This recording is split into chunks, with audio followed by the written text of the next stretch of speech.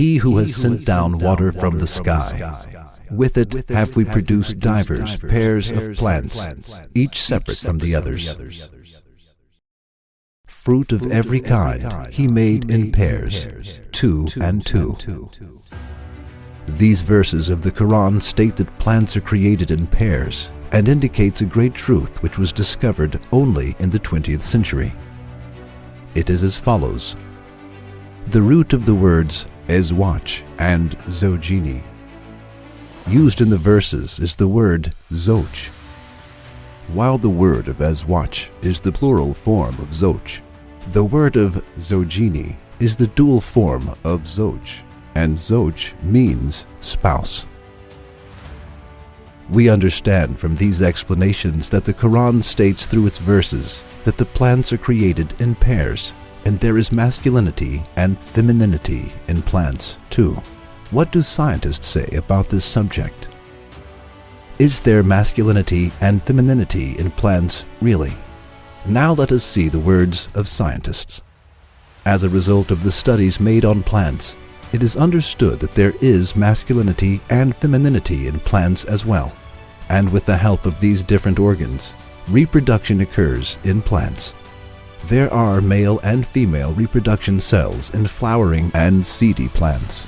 These cells are produced by the male and female organs, both of which are in the middle of the flower.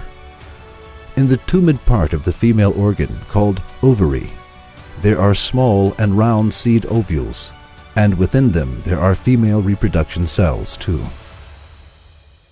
The male reproduction cells are hidden inside the pollens produced by the anther of the male organ, while pollens, which are very light, are carried from one flower to another through winds or various animals. Some of them cling on the vertex of the female organ. Afterwards, this pollen grain moves downwards from the stylus and reaches the ovules of the ovaries through a tube.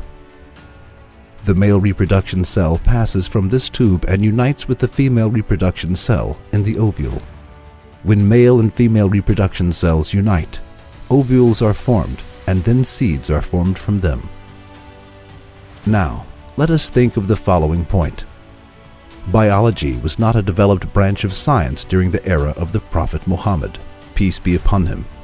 The reproduction of plants and the role of the female and male elements in this field were not known. With the development of the science of biology and botany, the existence of male and female cells in seeding and flowering plants was understood. Botanists were able to discover the difference of gender in plants only 100 years ago.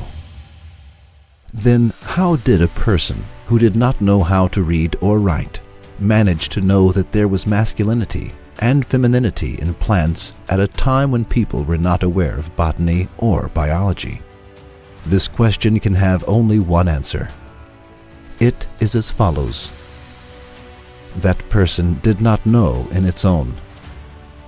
He knew it because Allah, who creates pairs from plants, informed him of it. If this answer is not accepted, we will never be able to explain that person's informing of scientific facts and his news turning out to be true. No one's mind can accept that a person who did not know how to read or write was able to discover a fact 1400 years ago on his own and write it in a book, though the fact was discovered only 100 years ago by people who spent all of their lives studying biology and botany. A person who accepts this cannot be considered sane. There is only one answer that human minds can accept. The Quran is the book of Allah.